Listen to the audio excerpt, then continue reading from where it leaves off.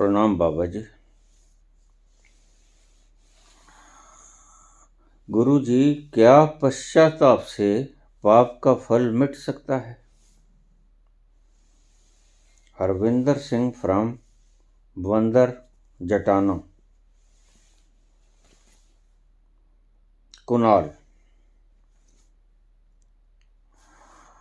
क्या पश्चाताप से पाप का फल मिट सकता है?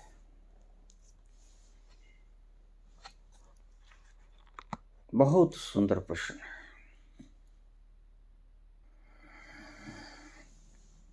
इससे पहले कि मैं आपके प्रश्न का जवाब दूं, मैं आपसे पूछना चाहता हूं, क्या जो तीर कमान से निकल गया वह वापस आ सकता है?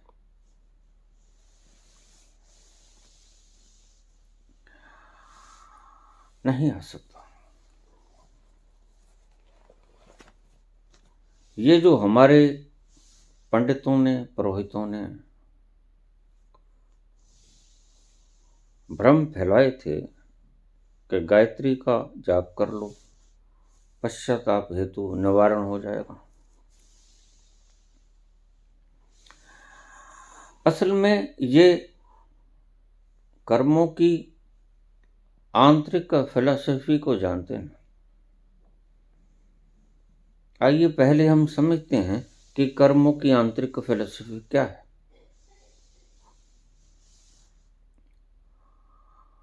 आपने कोई कर्म किया और व्यक्ति के भीतर परमात्मा ने अचेतन मन में एक ऐसा सुपर सेंसिटिव कंप्यूटर रखा हुआ है, जहां इधर आपने काम किया उधर वो फीड हो गया, इधर कर्म हुआ उधर कंप्यूटर के भीतर फीड हो गया। जैसे ही आपने कर्म कर दिया उस वक्त तक वह पूर्ण फीड हो चुका था। इधर कर्म समाप्त हुआ उधर फीडिंग समाप्त हुई।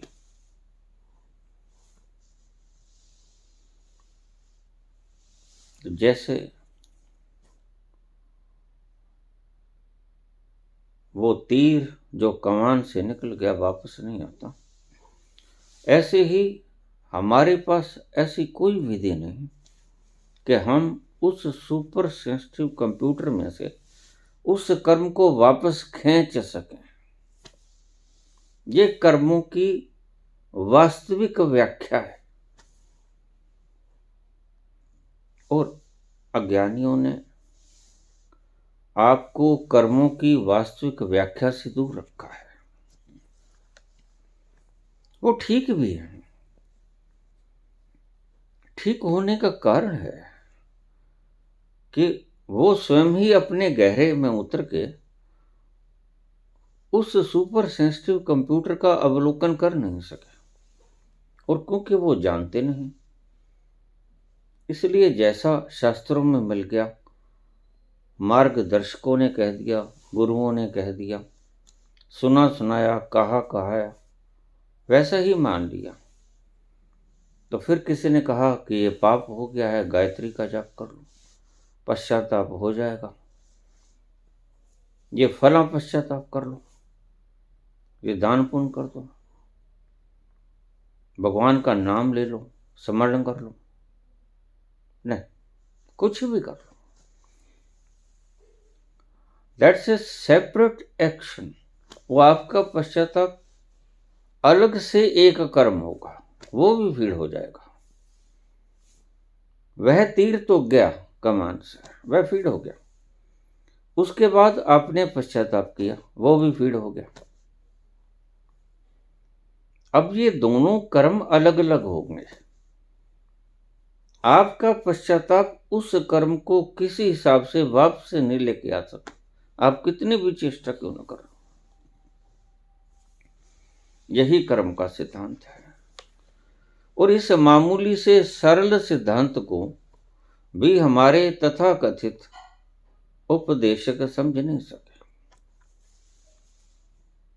इसलिए मैं सदा से कहता हूं कि अगर तुमसे कर्म हो गया है तो पश्चाताप तो बिल्कुल भी मत करना, क्योंकि अगर आप पश्चाताप करोगे, जो भी पश्चाताप करोगे, तो आपके अचेतन में एक बात चली जाएगी कि मैंने जो कर्म किया था उसका फल समाप्त हो गया। होगा वो है नहीं, और आप निश्चिंत हो जाओगे, निर्भर हो जाओगे। आपका चेतन मन निर्भर हो जाएगा कि मैंने जो पाप कर्म किया उसका प्रायश्चित मैंने कर लिया। क्या होगा? जब आप निर्भर हो गए तो आप फिर से उस कर्म को दोहराएंगे। आपके अचेतन के भीतर गहरे तलों में एक बात जम जाएगी कि क्योंकि पाप मैं कोई भी कर लूं वह पश्चाताप से हल हो जाता है, तो फिर आप अगला पाप करने में कोई गुरेज नहीं करोगे।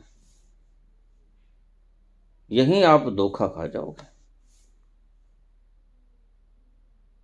अगर आपको किसी संत ऋषि ने बता दिया कि पश्चाताप कर लो, केदारनाथ चले जाओ, बद्रीनाथ चले जाओ, किसी धाम पे चले जाओ, सालासर चले जाओ, किसी धाम पे जाके प्रायश्चित कर लो, सिर नीचे टांगे ऊपर करके खड़े रहो, तप कर लो, जप कर लो, पाठ पूजा कर लो, हवन जजन कर लो, कोई भी कर्म कर्म को काट नहीं सकता। इस बात की व्याख्या को आप अंडरलाइन कर लें।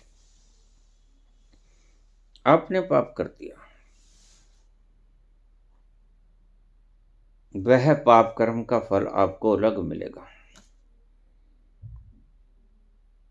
जैसे पाप कर्म आपने किया, बाहर लूएं चल रही हैं, यह पाप कर्म का फल है, गर्म लूएं। लेकिन आपने पुण्य भी कर दिया। संतों ने क्यों बताया कि पुण्य करो? संतों ने इसलिए बताया कि पुण्य करो कि पाप करने से जो लूमें आपके शरीर के भीतर से गुजरेंगी, भेदेंगी, आपको कलेजे को तप्त करेंगी, तो वह पुण्य कर्म छाती का काम करेगा। वह पुण्य कर्म वैसा होगा जैसे आप गीला कपड़ा करके सिर के ऊपर ले लो। पुण्य कर्म अपनी जगह है, वो छाती का काम करेगा, गीले कपड़े का काम करेगा पुण्य कर्म, और पाप कर्म गर्म लुगों का काम करेगा। ये कर्म तो दोनों अलग अलग और इनके फल भी अलग अलग। लेकिन पुण्य कर्म करने से पाप कर्म के फल को झेलने में मदद हो जाती है। बस पुण्य कर्मों का यही महत्व है। लेकिन अगर आप कहो कि हम गायत्री जाप कर लें, 1,00,000, 2,00,000, 24 लाख का पुरुष चरण कर लें, तो आपका पाप कटने को नहीं, क्योंकि जाप कोई ढंग हल ही नहीं। जाप से कुछ भी तो नहीं होता। यह मूर्खों का सिद्धांत है। क्या होगा बताओ? जाप करने से क्या होगा? क्या वो तीर जो कमान से गया था वापस आ जाएगा? नहीं आएगा। राजा दशरथ के हाथ से शब्द वेदी बाण निकल गया। आवाज हुई, श्रवण कुमार सरोवर से पानी भर रहे थे। आवाज हुई और महाराज दशरथ शब्द वेदी बाणों के ज्ञाता थे। आवाज के साथ ही उन्होंने छोड़ दिया बाण, तो जहां शब्द होगा वहां पर भेद दिया जाएगा। वह बाण ऐसा होता था।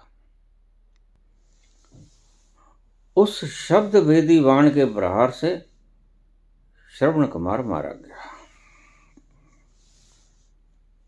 बाद में पता चला दशरथ को गलती हो गई। श्रवण कुमार ने मरते मरते कहा, मेरे माँ बाप प्यासे हैं, मैं उनके लिए जल लेकर आया हूं, मेरे माँ बाप अंधे हैं, मैं सभी तीर्थों का स्नान करने हेतु उन दोनों को एक पालकी में बैठाकर सभी तीर्थ यात्राओं की सफर पे निकला हुआ, और तुमने मेरा वध कर दिया है। तो दशरथ ने कहा, घबराओ मत पुत्र, मैं तुम्हारे माता पिता को पानी पिला देता हूं। उसे पता था कि शायद मेरे हाथ का वो पानी न पीना।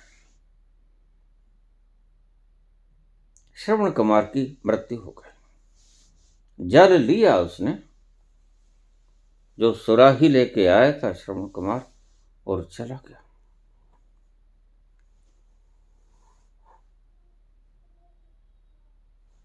तो श्रवण कुमार की माता ज्ञानवंती और पिता शांतनु।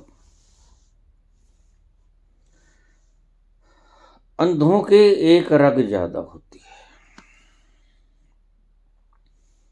क्योंकि उनकी शक्ति आंखों से बहती नहीं। और मैंने पहले भी बताया कि 50% शक्ति व्यक्ति की, मनुष्य की आंखों के द्वारा बाहर निकल जाती है। इसलिए अंधा व्यक्ति ज्यादा समझदार होता है। अंधा व्यक्ति आपकी पद चाप से पहचान लेगा कि कौन। ऐसा नहीं है कि उसका कोई और नेत्र जागृत हुआ होता है, नहीं, ऐसा कुछ नहीं। लेकिन वो आपकी पद चाप से पहचान लेगा कि दशरथ है, श्रवण कुमार है, या कोई और है। तो श्रवण कुमार रोज उनके पास रहता था। जैसे ही दशरथ आया, पानी पिलाने लगा, तो उन्होंने कहा कि तुम श्रवण कुमार तो नहीं, तुम कौन हो बताओ, कहाँ है हमारा पुत्र श्रवण कुमार। तो महाराज दशरथ बड़े ईमानदार थे, रघुवंशी थे, इक्ष्वाकु वंश में जन्मे थे, झूठ नहीं बोलते थे।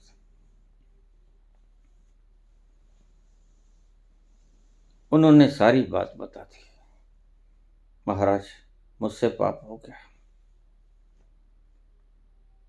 मैं आपकी सेवा करूंगा, मैं खुद वहंगी उठाऊंगा, तुम्हें सारे तीर्थों का स्नान करवाऊंगा, तीर्थ यात्रा करवाऊंगा, तो मेरे महलों में रहना, मैं आजीवन आपकी सेवा करूंगा। बस मुझसे पाप हो गया, जानबूझकर किया भी नहीं। तो ज्ञानवंती और उनके पिता ने, शांतनु ने राजा दशरथ को श्राप दिया कि तूने हमारा प्यारा पुत्र, एकमात्र पुत्र छीन लिया। थोड़ा सा आपको बता दूं कि श्रवण कुमार के माता पिता शुरू से अंधे नहीं थे, शुरू से उनके आंखें थीं। किसी ऋषि ने बताया कि अगर तुम पुत्र धन की प्राप्ति करना चाहते हो तो तुम्हें एक बलिदान करना पड़ेगा, तुम अंधे हो जाओगे, तुम्हें आंखों का बलिदान देना पड़ेगा, तो तुम्हारे घर में पुत्र जन्म हो सकता है। उन्होंने कहा ठीक, कोई बात नहीं, हम अंधे होना मंजूर, लेकिन हमें पुत्र चाहिए।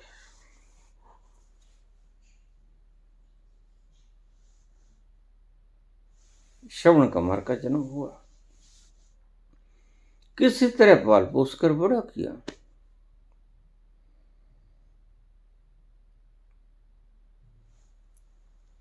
और आज ये दुर्घटना हो गई। अब जरा सोचो इसका क्या पश्चाताप होगा। श्रवण कुमार को जिंदा तो वो कर नहीं सकता। उसके हाथ में क्या था? शब्द भेदी बाण न चलाना उसके हाथ में था, वो उसने चला दिया। उसके बाद प्रत्येक तरह का प्रायश्चित बेकार था।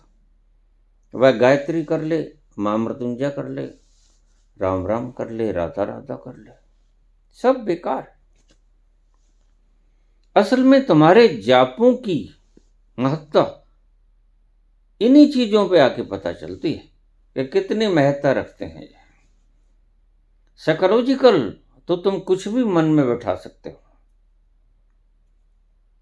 कि इसके करने से ये हो जाएगा, ये मनोवैज्ञानिक प्रभाव है। सत्य में ऐसा प्रभाव नहीं होता। लेकिन तुम्हारे शास्त्र, तुम्हारे मार्गदर्शक, तुम्हारे गुरु जब तुम्हें सिखा देते हैं कि ऐसा करने से ऐसा हो जाएगा, तो तुम इन मूढ़ताओं में उतर जाते हो। फिर तुम हवन करते हो, यजन करते हो, गायत्री के जाप करते हो, लेकिन कुछ नहीं होता इनसे। भला किसी मृत्यु की जान चलेगी व्यक्ति की, और तुम्हारे कुछ शब्दों के उच्चारण से वह जान वापस कैसे आ जाएगी? नहीं आएगी। ये सब कहानियां हैं और ये पाखंडियों ने फैलाई हैं। इनके भीतर तंत्र जरा भी नहीं है, सब झूठ है, गोलमाल है।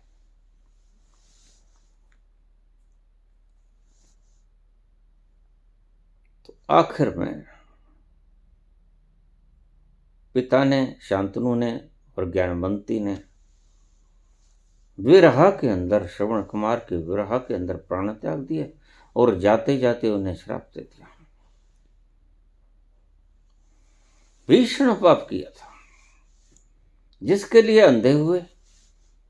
और अंधे व्यक्ति बच्चे को कैसे पालेंगे, इसे आप समझ ही सकते हो। आंखों वाला भी ठीक से पाल नहीं सकता। अंधे व्यक्ति के लिए कितना मुश्किल होता है छोटे बच्चे को पालना। तो कैसे पाला होगा श्रवण कुमार को, इसका अंदाजा आप खुद ही लगा सकते हो। जितनी अपेक्षाएं थीं, जितनी उसके ऊपर उम्मीदें थीं, सब धराशायी हो गई। टूट गया सब कुछ, बिखर गया सारा सामान, अरमानों की धूल उड़ गई।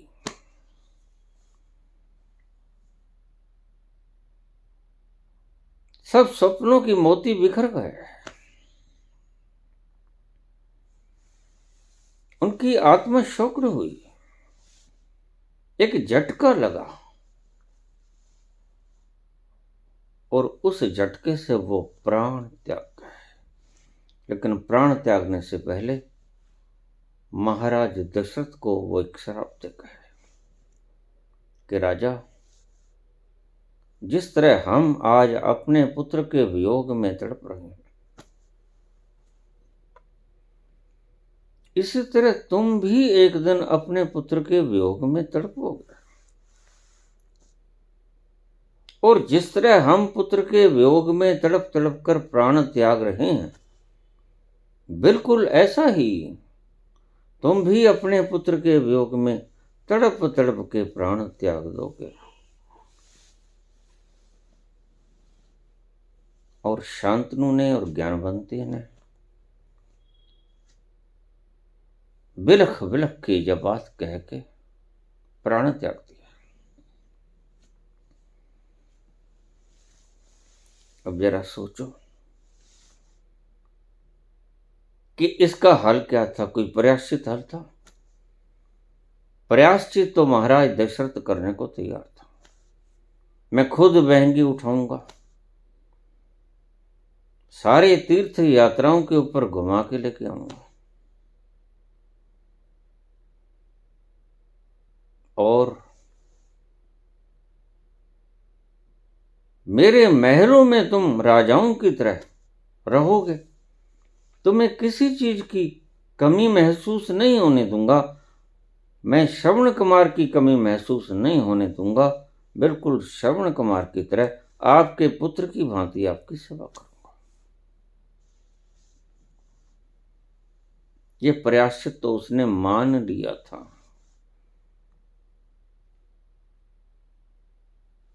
लेकिन श्रवण कुमार के माता पिता शांतनु और ज्ञानवंती कहने लगी, तुम सब कुछ कर सकते हो, लेकिन हमारी आंखों का तारा, नयनों का तारा तुम वापस नहीं कर सकते। यह एक दुष्कर्म हुआ है, यह जानबूझकर हुआ या अनजाने में हुआ, लेकिन कर्म हुआ। क्यों शिकार करते हो निर्बोध प्राणियों का? जिन बेचारों के भीतर जुबान नहीं है, बेजुबान पशुओं का तुम वध क्यों करते हो? राजाओं का अक्सर यह शिकार करने का शौक रहा है।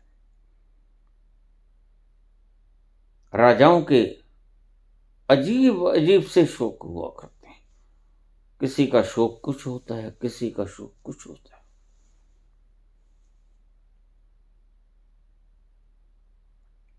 निर्दोष प्राणियों का वध करना, ये भी कोई शौक है? मैं कॉलेज में पढ़ता था, सस्ते जमाने थे। 25 पैसे का चाय का कप और 15 पैसे का समोसा उस वक्त मिलता था कैंटीन के अंदर, क्योंकि कैंटीन सस्ती होती है।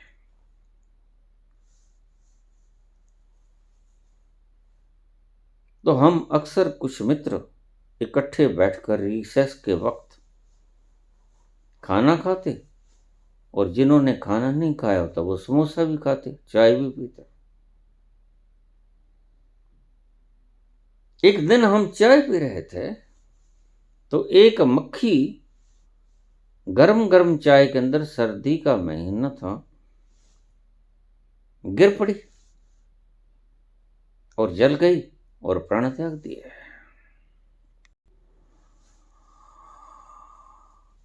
तो जिसकी चाय में मक्खी गिर गई थी उसने चाय फेंक दी और बोला कि 25 पैसे का नुकसान कर दिया। मैंने उसे कहा, अरे मूर्ख, तू 25 पैसे के नुकसान को रोता है, उसकी जिंदगी ही चली गई, उसका तुम्हें कोई दुख नहीं? नहीं, कोई दुख नहीं होता। बस ऐसे ही शोक हुआ करते हैं। बिना जीव की बेजुबान जानवरों को मार देना बिना किसी कारण के, ये मूढ़ताएं थी, ये प्रथाएं, सती प्रथा।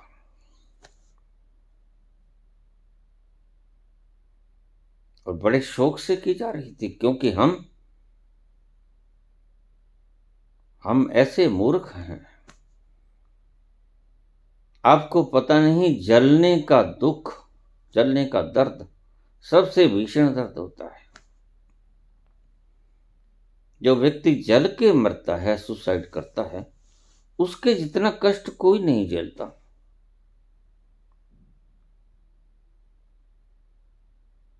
दर्द से दर्दीला मौत, जल के मरना है। और तुम्हारा 25 पैसे का नुकसान हो गया, और उसकी मृत्यु हो गई, उसका जीवन ही खत्म हो गया। हमारे मापदंड जीवन के ऐसे हैं।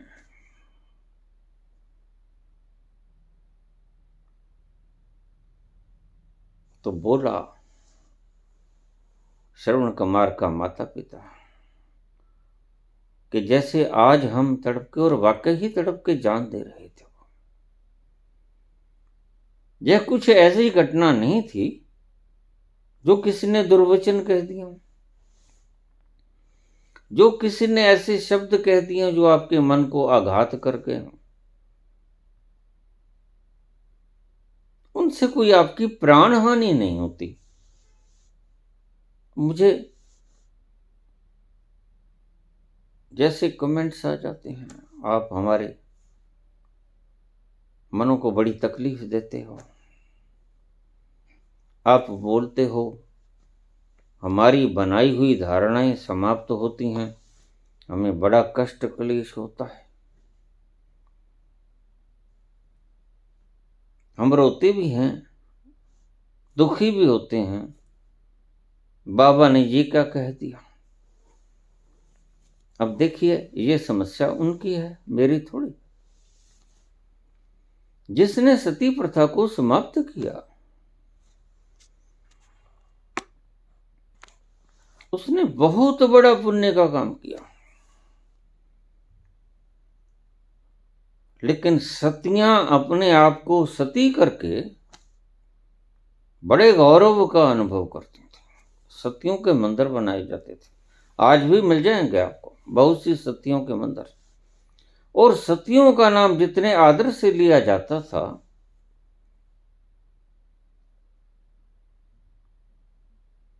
उस आदर के कारण सती भी अपने आप को खुशी से सती होने के लिए तैयार हो जाती थी, इतना भीषण दर्द सहने के लिए तैयार हो जाती थी। व्यक्ति का नाम, अमरता की इच्छा व्यक्ति को कोई भी कष्ट सहने पे राजी कर लेती है। ये तुम्हारे मूर्ख राजनीतिज्ञ, ये तुम्हारे मूढ़ नाम को कमाने वाले, मान सम्मान के इच्छुक कोई भी त्याग करने को राजी हो जाएंगे। और इन्हें बस मालूम नहीं है, ये अज्ञानी हैं इस मसले में कि नाम कभी किसी का रहा है। नाम तो आज नहीं कल, 100 वर्ष, 1000 वर्ष, लाख वर्ष बाद मिट जाएगा, कौन जानता। इतिहास ही मिट जाएगा। आज से लाख साल पहले क्या हुआ, कौन हुआ था, उसका नाम क्या था, उसके बाप का नाम क्या था, मां का नाम क्या था, पता है आपको। इतिहास एक दिन मिट जाता है। और उस अमरता के चक्कर में, उस मान प्रतिष्ठा के चक्कर में, उस अलंकार के चक्कर में सतियां सती होने को राजी हो जाती थी। हमारा मंदिर बनेगा, हमारी पूजा होगी, हमारी प्रतिष्ठा होगी। बड़े शुद्र मापदंड हैं आपके। जीवन जो परम ऊंचाइयों तक पहुंच सकता था, अगर बलिदान ही देना है, मैं आत्महत्या करने वालों से कहता हूं कि अगर तुमने मरना ही है, सोच लिया है, तो एक बार मुझसे मिल लेना। क्योंकि मरने का एक तरीका मैं तुम्हें बताऊंगा जो सच में तुम मरते हो। सुसाइड तो तुम मरते नहीं, सुसाइड में तो तुम हत्या करते हो, क्योंकि तुम उसको मार देते हो जो तुम हो नहीं। सुसाइड में तुम शरीर की सारी इंद्रियों को मार देते हो, शरीर को खत्म कर देते हो। और शरीर तुम नहीं हो, यह प्रबुद्ध व्यक्ति, ज्ञानी व्यक्ति अच्छी तरह से जानता है। क्या हुआ अगर तुम नहीं जानते हो। लेकिन यह सत्य तो नहीं है कि शरीर तुम हो, यह सत्य नहीं। और तुम वातावरण से, सरकमस्टेंसेस से घबरा के इस शरीर का अंत कर देते हो। जैसे दुखों से घबरा के, क्रोध से घबरा के, क्रोध के आवेग और आवेश में आकर तुम दूसरे की हत्या कर देते हो, ऐसे ही तुम परिस्थितियों वश आत्महत्या कर देते हो। लेकिन क्या तुमने आत्महत्या करी? नहीं करी। आज तक धरती पर लोगों को यह भी नहीं पता चला कि आत्महत्या की कैसे जाती है। बड़े मजे की बात है और बड़ी दीनहीन बात है कि तुम्हें आज तक ये भी नहीं पता कि आत्महत्या होती कैसे। अब भला आपसे बड़ा मूर्ख और कौन होगा? अगर आत्महत्या ही करनी है तो फार्मूला मेरे से पूछ लो। मैं बिल्कुल सही सही सटीक फार्मूलेशन बताऊंगा आपको और उससे सही आत्महत्या होगी और उस आत्महत्या के प्रभाव से आपको सही उसका फल भी मिलेगा। अगर इतनी कुर्बानी ही करना चाहते हो, लेकिन आप गलती से, अज्ञानता में भरे भरे आत्महत्या तो नहीं कर पाते। आप पर हत्या कर देते हो, जो आप हो नहीं, जो आपके लिए यंत्र दिए थे ईश्वर ने, रथ दिया था, वाहन दिया था, इसके ऊपर आरूढ़ होकर तुम अपनी यात्रा को परिपूर्ण करो। तुमने उस रथ को तोड़ दिया और इससे बड़ा अज्ञान कोई होता नहीं। अगर कोई सत में मरना, आत्महत्या करना चाहता है, वह संत की शरण में जाए। वह फंदे से न लटके, वह गाड़ी के नीचे सिर न दे, वह पानी में छलांग न लगाए, वह आग के भीतर न जले, क्योंकि इससे आत्महत्या नहीं होगी। इससे तो तुम और पाप के बीज बोओगे, इससे तुम्हें चैन नहीं मिलेगा। क्योंकि भला कत्ल करके, हत्या करके भी कभी चैन मिलता है? अब तो घबरा के ये कहते हो कि हम मर जाएंगे, घर मर के भी चैन न पाया, फिर किधर जाओगे? और वास्तव में मर के भी चैन नहीं मिलता, क्योंकि तुम आत्महत्या करते ही नहीं। काश काश तुम आत्महत्या करने का सलीका समझ जाते। मैं सिखाता हूं तुम्हें, सभी संत सिखाते हैं तुम्हें, हाउ टू कमिट सुसाइड, आत्महत्या कैसे करनी। आत्महत्या करने का बहुत शानदार फार्मूला संतों ने सदा से ही आपको बताया है, लेकिन आपने आत्महत्या नहीं की। आपने जब भी की, पर हत्या की। आपने हत्या की, आपने आत्महत्या नहीं की। आपने मर्डर किया, आपने आत्महत्या कहां की?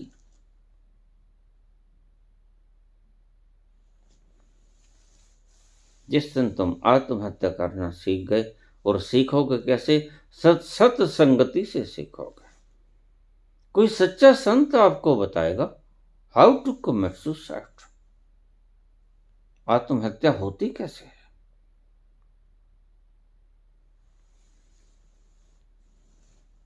तो सिर्फ थोड़े से आदमी बड़ा मूड है, मैं इसलिए कहता हूं, जो इस जगत से इस तरह विदा हो सकता था, जो इस जगत से इस तरह विदा हो सकता था, जो सच में कभी ना मरता, वह इस तरह विदा हो गया, जो सिर्फ नाम को अमर कर गया, खुद अमर नहीं हुआ। अब इन दो फर्कों को ठीक से समझो। आप नाम को अमर करने की कवायद में जुटे रहते हो ताजिंदगी, स्वयं अमर नहीं होते। ये पेचीदगी फंसी ही रहती है। तुम हर वक्त इस कवायद में रहते हो कि किस तरह मैं कभी मरूं ना, और उसके लिए आप नाम को अमर करने का प्रयास हर वक्त हर घड़ी करते रहते हो, इस प्रयास में रत रहते हो। फिर आप चाहे दान करो, फिर चाहे पुण्य करो, फिर चाहे तानाशाह बन जाओ, फिर चाहे किसी की गांधी की हत्या कर दो। मैंने एक गोडसे के भगत से पूछा, क्या आप गोडसे को क्या समझते हो? कहता अमर। मैंने कहा कैसे? बड़ा अजीब तर्क था, मैं बड़ा हंसा। जब जब गांधी का नाम लिया जाएगा, नाम तो गोडसे का भी लिया जाएगा। अमर हो गया कि नहीं हो गया? मैंने कहा बिल्कुल हो गया। बड़ा अजीब तर्क दिया, मैं भी खुद प्रभावित होने से रह ना सका। मैंने कहा भाई बा कमाल तर्क है। जब जब गांधी का नाम लिया जाएगा, तब तब गोडसे का नाम भी लिया जाएगा। अगर गांधी अमर है तो गोडसे भी अमर रहेगा। तो बड़ा सरल फार्मूला निकाल लिया अमर होने का। तुम बिल्कुल इसी तरह से अमर होने के सरल फार्मूले निकाल लेते हो। बहुत वर्ष पहले अखबार में एक सुबह सुबह खबर आई कि एक व्यक्ति ने 7 व्यक्तियों को कत्ल कर दिया। रात को सोए पड़ों को पत्थर मार के सिर के ऊपर मार दिया।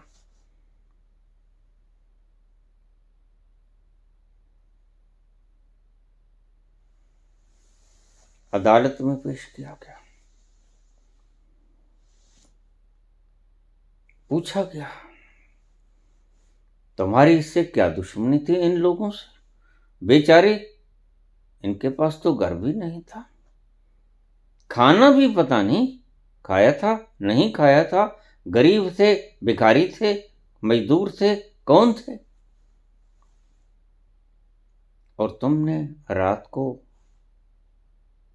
सोए पड़े लोगों के ऊपर भारी पत्थर फेंककर उनको मौत की नींद सुला दिया। तुम्हारी क्या दुश्मनी थी? उस व्यक्ति ने अजीब सी बात, कारण बताया। तुम अमर होने के लिए बस ऐसे ही कारण बताया करते हो सदा से। वह हत्यारा बोला, जज साहब, मैं जब सुबह अखबार पढ़ता था, अरे गहरे नथु खैरे सबके नाम आ जाते थे, मेरा नाम कभी आया नहीं। मुझे कुछ जानता ही नहीं, नो बॉडी रिकॉग्नाइज में, मैं बिल्कुल अननोन हूं। तो तुमने कत्ल क्यों किया ये बताओ? मैंने कत्ल इसी वजह से किया कि मेरा भी नाम अखबार में कभी आया नहीं, मेरा नाम अखबार में आ जाए। और आज मेरा नाम अखबार में आ गया और सुर्खी में आ गया। यही सुर्खी तो मैं चाहता था, यही सुर्खी तो तुम्हारे तथा कथित राजनीति की चाहते हैं। और कोई उन्हें रस थोड़े मिलता है। ये होर्डिंग्स लगाने में, ये अखबारों में बड़े चेहरे दिखाने में, ये फ्रंट पेज कवर करने में लाखों करोड़ों रुपए जनता का लग जाता है, इनके बाप का क्या जाता है?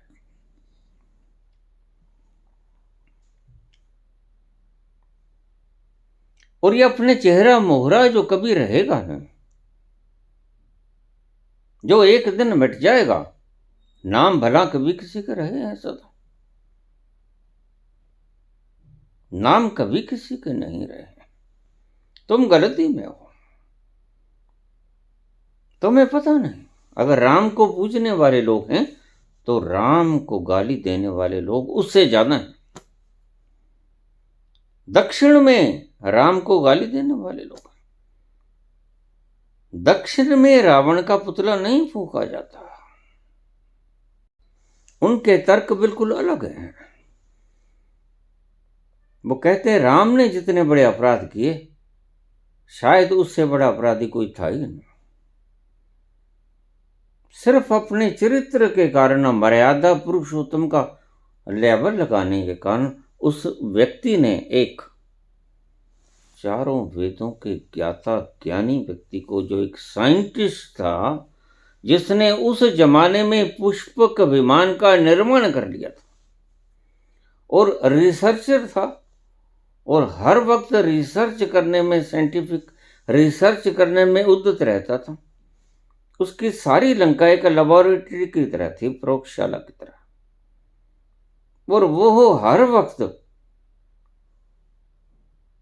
आप तो सिर्फ कहानियों को पढ़ लेते हो, कहानियों के भीतर रहस्यों में नहीं जाते।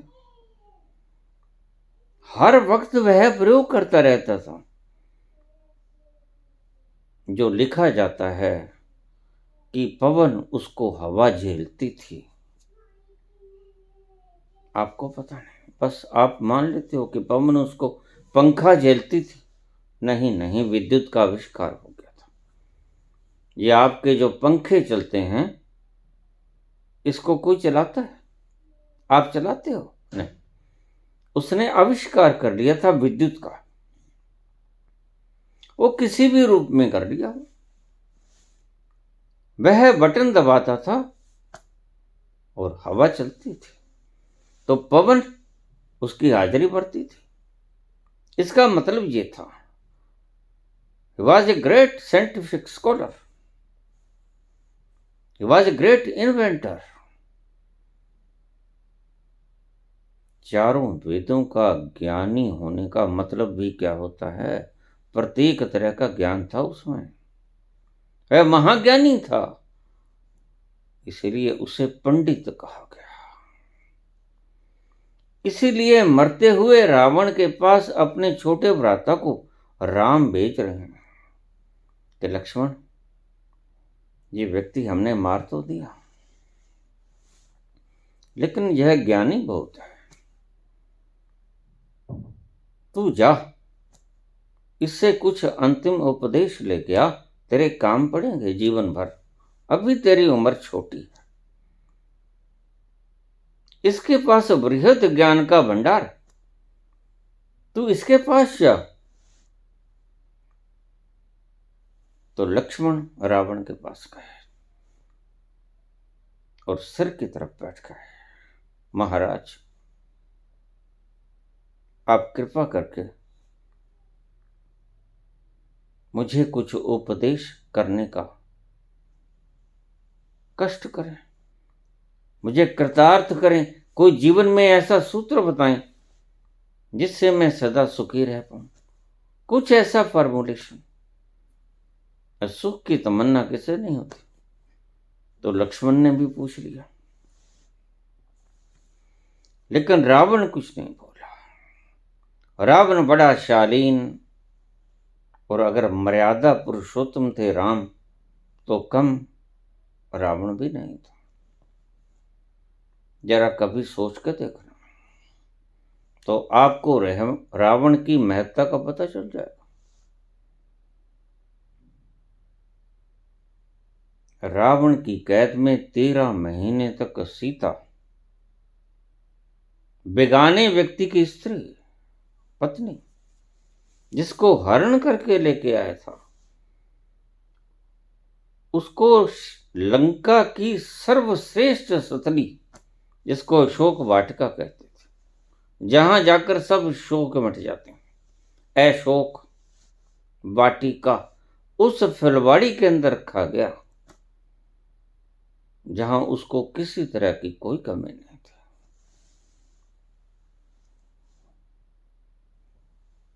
अपने विद्रोही का, अपने दुश्मन का सम्मान करना कोई सीखे तो रावण से सीखे। वह महान ज्ञाता था, वह भी मर्यादा, इतनी मर्यादा साधी उसने कि 13 महीने की कैद के भीतर उसने, तुम तो बहाने कर देते हो, कहानियां गढ़ देते हो कि वह घास का तिनका उठा के खड़ी हो गई। उसको श्राप था कि तेरे सिर के 1000 टुकड़े हो जाएंगे, सब बकवास। वह मर्यादित व्यक्ति था, परम मर्यादित व्यक्ति था। जहां राम की छाया नहीं पहुंच सकती थी और उसकी अर्धांगिनी उसकी कैद के भीतर थी और उसने उसके सुख के और कोई कष्ट क्लेश न हो, खाने के, पीने के, स्नान करने के प्रत्येक तरह की व्यवस्था उसने कर रखी थी सीता को, और सुंदरतम वाटिका में ठहराया गया था। तो मर्यादित कौन हुआ? कौन हुआ मर्यादित? तुम जरा सोच कर देखना। जिस स्त्री का तुम अपहरण करके लेके आए हो, वो तुम्हारी ही कैद में 13 महीने तक बैठी रहे और तुम उसकी परछाई के साथ भी छेड़छाड़ न करो, तो फिर मर्यादित कौन हुआ? मर्यादित मैं राम से ज्यादा मर्यादित रावण को समझता हूं। अगर उसे चारों वेदों का ज्ञाता कहा गया तो गलत नहीं कहा गया। वेदों का ज्ञान का सही मतलब रावण ने जाना, कैसे पर स्त्री के साथ व्यवहार करना है। तो सब आपकी कहानियां हैं। जो खंजर लेके आ गया, उसने उत्पात मचाया, उसने स्त्री को, सीता को अपनी स्त्री बनाने की चेष्टा की। नहीं नहीं, बिल्कुल ऐसा नहीं। वो जब चाहता उसे स्त्री बना लेता। तुम भी अच्छी तरह से जानते हो ये बात कपोल कल्पना की बातें।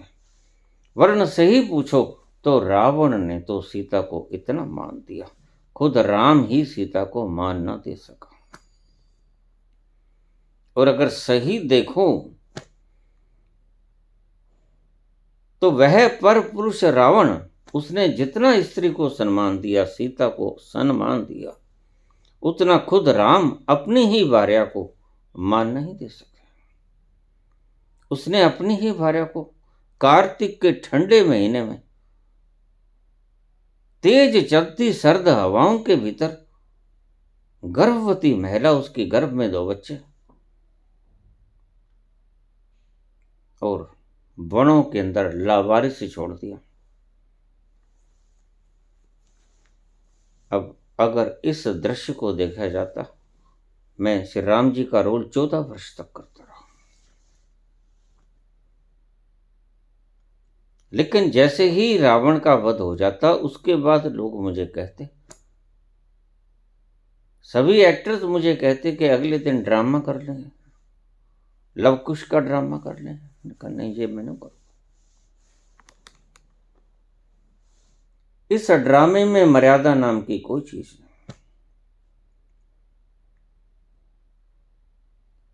यह अध्याय तो अगर राम के जीवन से निकाल दिया जाता तो ज्यादा बढ़िया था।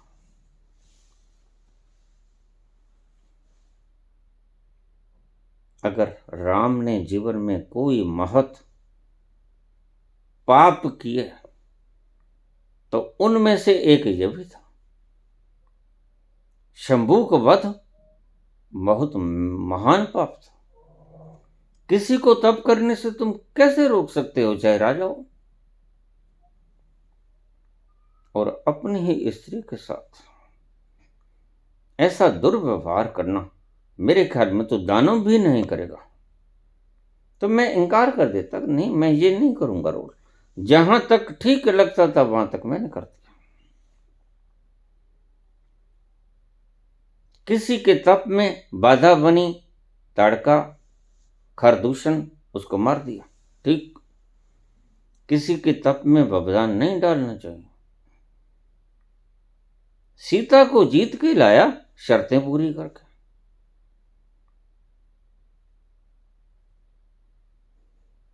राज को जरूरत पड़ी, संकट आ गया तो मां कैकेयी ने मांगा राम के लिए 14 वर्ष वनवास और भरत के लिए 14 वर्ष सिंहासन। तो राम उसी क्षण तत्क्षण राजी हो गए, वनों के चले गए। वनों में कष्ट हुआ, पता है कष्ट ही होगा। महलों की चिड़िया उजाड़ के अंदर कैसे सुख पाएगी। बहुत कष्ट सहे होंगे, सर्दी गर्मी बारिश सभी मौसम निकले होंगे। सब कुछ ठीक हुआ और फिर उसकी स्त्री का अपहरण हो गया। उसका भी कारण था, शूर्पणखा की नाक काट ली गई। शूर्पणखा एक विधवा औरत थी। शायद आपको ज्ञात न हो, शूर्पणखा के घर वाले का नाम विद्युत जीवा था। वह नागलोक का निवासी था और शूर्पणखा और विद्युत जीवा का लव मैरिज हुआ था। वह शुरू से ही राजा की बहन, लाडली बहन होने के कारण उच्छृंखल स्वभाव की थी, स्वच्छंद स्वभाव की थी। और आजकल तो तुम्हारे समाज के भीतर ये रीति है, वैलेंटाइन डे मनाते हो, प्रपोज कर दो। तो प्रपोज ऐसे ही शूर्पणखा ने भी कर दिया। मन आ गया लक्ष्मण पे, राम पे, सुंदर थे तो उसने प्रपोज कर दिया। क्या बुरा किया? कुछ नहीं बुरा किया।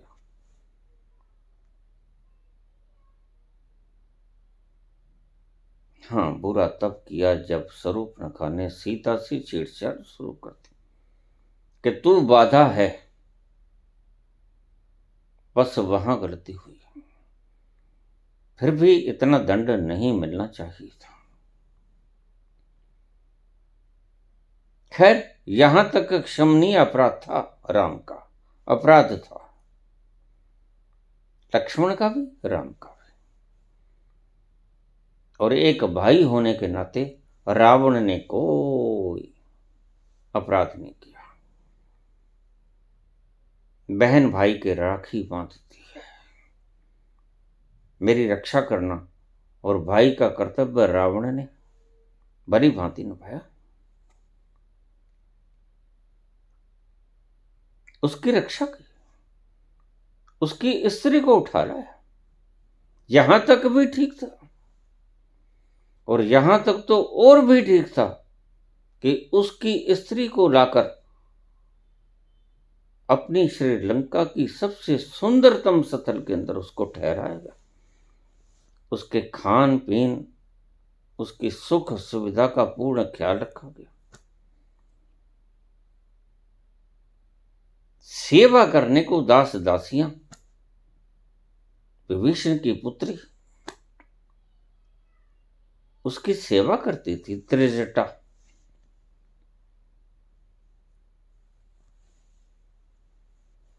क्या कमी थी? कोई कमी नहीं थी। लेकिन क्योंकि इस सीता को राम से प्रेम था, वो उसकी याद को भुला नहीं पाती थी, उसके कारण शोकाकुल हो जाती थी। और यह तो रावण नहीं कर सकता था। बाकी उसे खाने पीने पहनने की कोई कमी नहीं थी, कोई उसके साथ मारपीट या दुराचार या अत्याचार नहीं होता था। और अगर रावण करना चाहता तो इतना महाबली विद्वान वह ना कर पाता। ये तुम्हारी मूर्खता है और तुम्हारा सोचना भी मूर्खतापूर्ण है। तो इसलिए मैं रावण को श्रेष्ठतम पुरुषों की श्रेणी में रखता हूं। अगर मेरे से पूछो तो राम से भी ऊंची श्रेणी इस मामले में।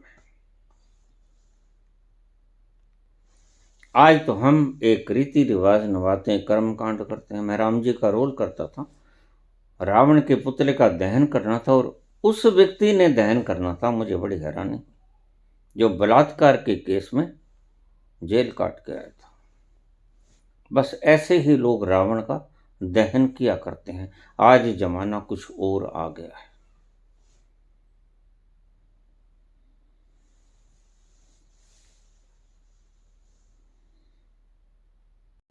अगर राम ने बड़े भाई का दायित्व निभाया तो कसर रावण ने भी नहीं छोड़ी।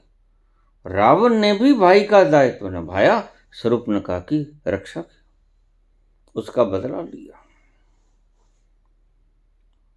और मर्यादा के भीतर रहा।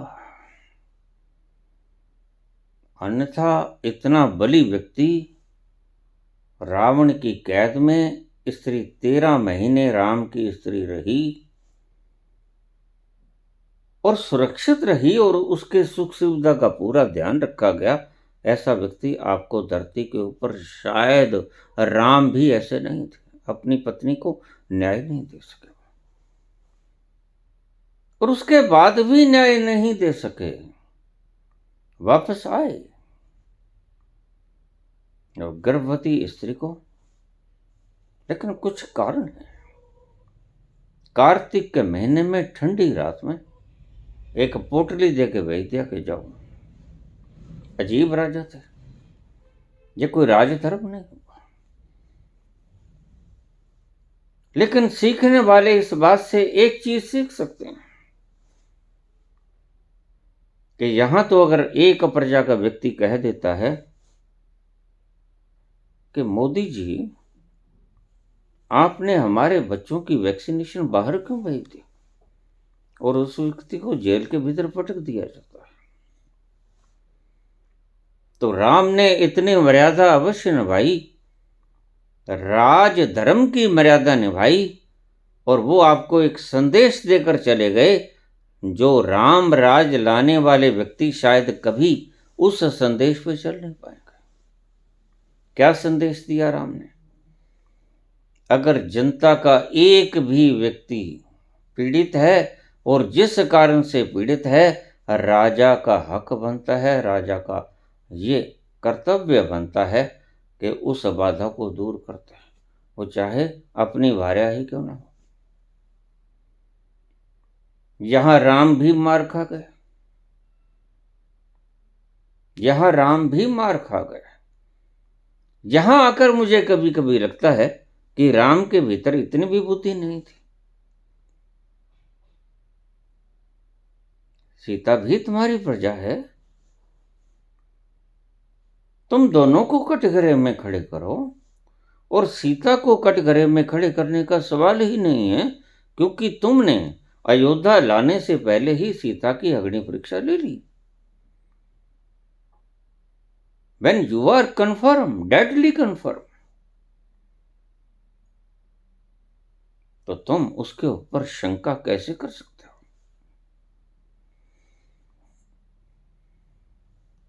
लेकिन इस सब के बावजूद निर्दोष सीता को और उन 2 बच्चों को जिन्होंने महलों के भीतर किलकारियां मारनी थी, खेल कूद करनी थी, राजसी ठाठ बाट से शिक्षा दीक्षा लेनी थी, वह कच्ची धरती के ऊपर वाल्मीकि आश्रम में पले, शिक्षा दीक्षा हुई और इतने वर्षों तक, 12 वर्षों तक सीता भीतर ही भीतर सुलगती रही, सुलगती रही, सुलगती रही। स्त्री में सहन शक्ति बहुत ज्यादा होती, सुलगती रही, सुलगती रही। आखिर दोष किसका? मेरा क्या दोष? अग्नि परीक्षा लेने के बाद भी अगर इस व्यक्ति ने मुझे त्याग दिया, मेरा कसूर क्या? यही मात्र एक धोबी ने कह दिया। तो क्या राम इस सत्य को जानते नहीं? इन्फिनिटी कॉम्प्लेक्स से मरी मरी सीता जी, लेकिन अपने दायित्व का निर्वहन किया, बच्चों को जन्म दिया, पालन पोषण किया, शिक्षा दीक्षा दी और उन्हें ज्ञानी और वीर बहादुर और सभी शस्त्र शास्त्र की विद्याओं से निपुण बना दिया। उसने अपने माता का कर्तव्य सही निभाया। राम सही अच्छे पिता भी नहीं निकले, राम अच्छे पिता नहीं निकले, राम अच्छे पति तो निकले ही नहीं, राम अच्छे पिता भी नहीं निकले। भाई अच्छे थे, पुत्र अच्छे थे, लेकिन पति अच्छे नहीं थे। पिता अच्छे नहीं थे, और अच्छे क्या, मैं कहता हूं कि बहुत बुरे थे। ऐसा पिता किसी को ना मिले। राम जैसा पिता किसी को ना मिले, राम जैसा पति किसी को ना मिले, जो बेकसूर अपनी भार्या को ठंडी रातों में गर्भवती अवस्था में आज तक शायद ये किसी पति ने इतना बड़ा पाप नहीं किया होगा। धरती पर आप खंगाल के देख लो, इतना बड़ा पाप किसी पति ने आज तक नहीं किया होगा। आप धरती के ऊपर इतिहास को खंगाल के देख लो, नहीं मिलेगा आपको इतना दुष्ट पति और इतना दुष्ट पिता। लेकिन ये राम ने किया। सिर्फ अच्छा राजा कहलाने के कारण नाम तो अमर है, नाम तो अमर है, लेकिन कहां अमर है। जो लोग थोड़ा गहराई में जाते हैं वो राम के चरित्र को कोई बढ़िया नहीं समझते। और जब राम को अकल आई, जब लव कुश को हवाले किया सीता ने राम के,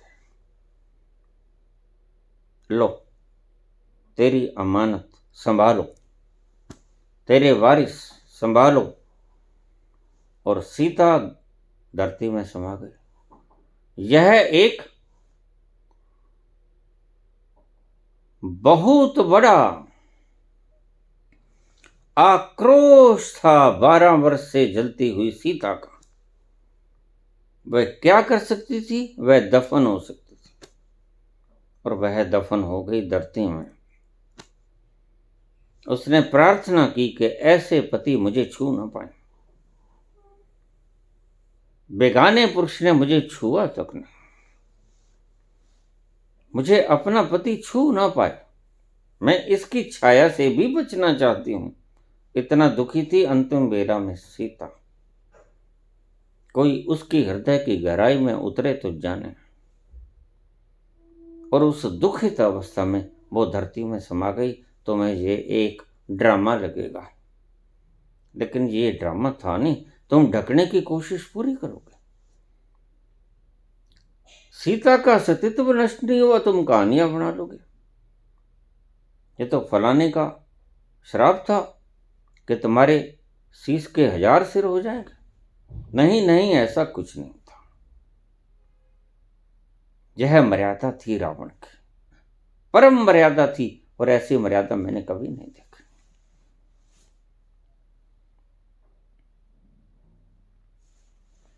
लेकिन राम हर मौके पर असफल रहे।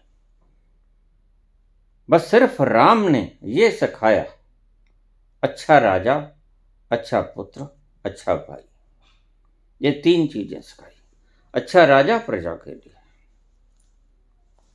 और वो भी प्रजा, उसकी स्त्री भी प्रजा थी, लेकिन न्याय नहीं हुआ।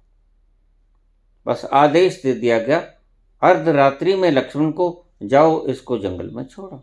बहुत रोया चिल्लाया लक्ष्मण कि इसका कोई कसूर नहीं भाभी का, बस तुम छोड़ो। ज्यादा बोल नहीं सकते थे। एक हिसाब से राम भी तानाशाह थे। जब भाई बोल नहीं सकते थे, स्त्री बोल नहीं सकती थी, उससे बड़ा तानाशाह और कौन हो सकता है? कोई बहुत बढ़िया वृत्ति नहीं थी, तानाशाही प्रवृत्ति थी। मैं अपने हिसाब से चलूंगा, मैं अपने जीवन को हिसाब से जीऊंगा, और हिसाब से क्या जिए फिर उसका अंत देख लीजिए। आप बड़े सुंदर शब्दों में ढाल देते हो। जब उसने देखा लक्ष्मण भी क्रुद्ध होकर जाकर सरयू में छलांग लगा गया, आप उसको कहते हैं लीला समाप्त करके अपने धाम में चला गया। शेषनाग का अवतार था।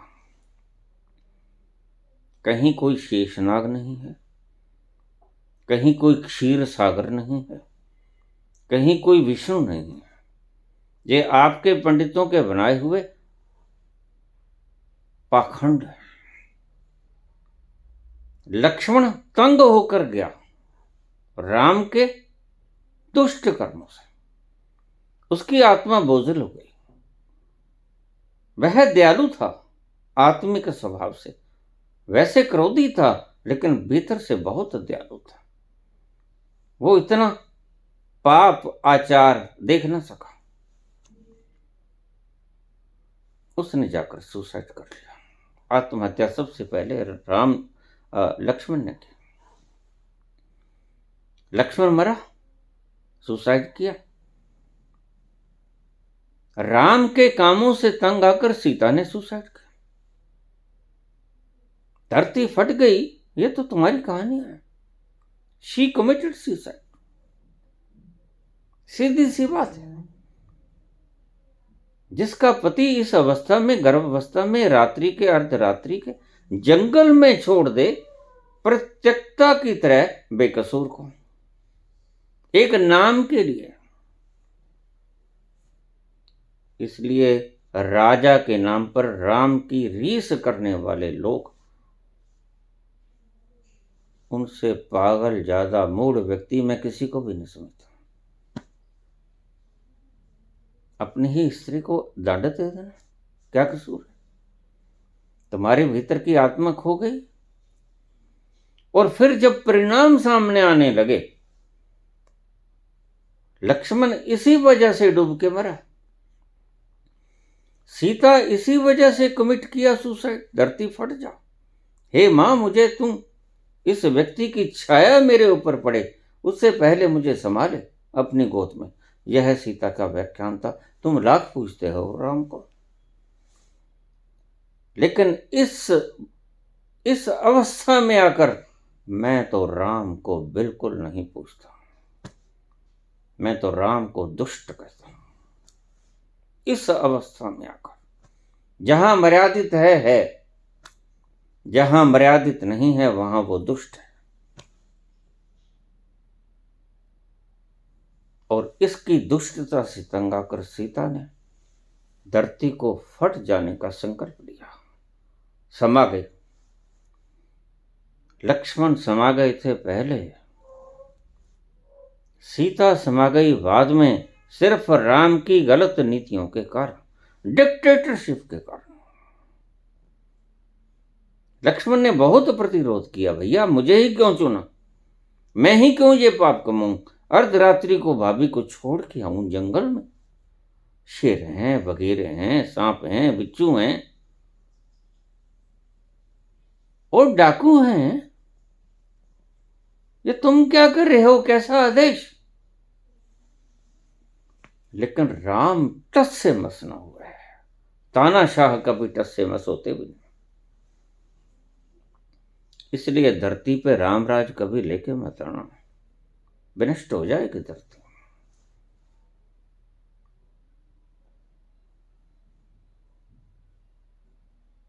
और सीता, उधर लक्ष्मण, दो व्यक्तियों ने राम के कारण दे कमिटेड सुसाइड।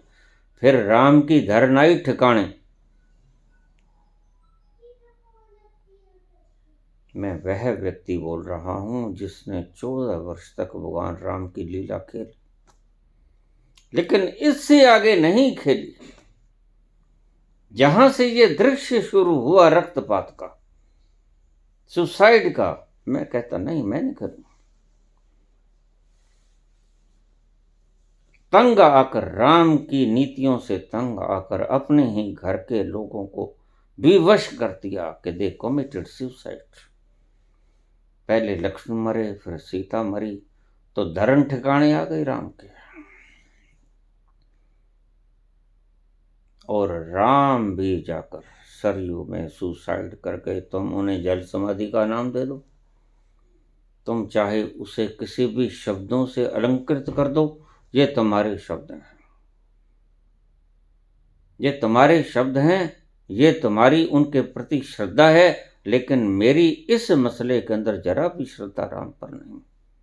उन्होंने घोर अपराध किया, घोर अपराधी थे इस मसले में, अपनी स्त्री के प्रति, अपने बच्चों के प्रति और अपने भाई के प्रति। लक्ष्मण को यह अपराध करने पे विवश किया राम, खुद छोड़ के आते। खुद छोड़ के आते अपनी स्त्री को। तो राम लक्ष्मण के भीतर यह विचार न होता पश्चाताप का कि हाय मैं क्यों छोड़ के आया, मैं भ्राता को इंकार कर देता। बस इसी दुख के कारण लक्ष्मण ने सुसाइड कर लिया, उसी सरयू में डूब के मरे। जमीन में समा गई सीता, कारण था राम। राम की पॉलिसी डिक्टेरियाना अंदाज, दो घर के मेंबर्स को मरने पर मजबूर करने का इल्जाम विनष्ट हो गया सब, और इसका कारण सिर्फ एक व्यक्ति, राम।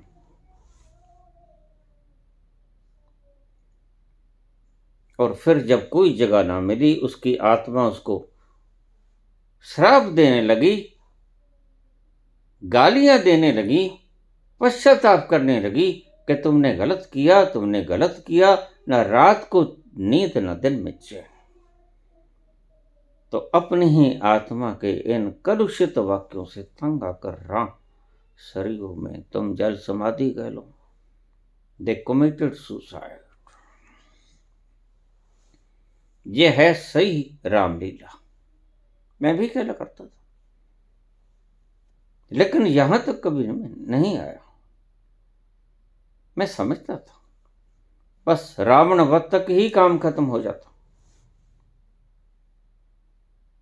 प्रश्न तो बहुत उठेंगे राम के जीवन पर। जिस राम राज को तुम स्थापित करना चाहते हो, जिस राम की तुम इतनी महिमा मंडन करना चाहते हो, वह कोई ज्यादा सफल पुरुष नहीं थे। 2-3 स्थानों पर सफल थे तो 2-3 स्थानों पर घोर असफल थे। बड़ा विनाश किया राम ने। तुम कहते हो पश्चाताप करना चाहिए, पाप हो जाए तो पश्चाताप करना चाहिए, कोई फायदा नहीं। राम ने सारे कुल का नाश कर दिया। 1 लाख पूत 1.25 लाख नाती, जिसके घर दिया ना बाती रावण का, कहावत है। कुल ही नष्ट कर दिया। और जब अयोध्या में वापस आए,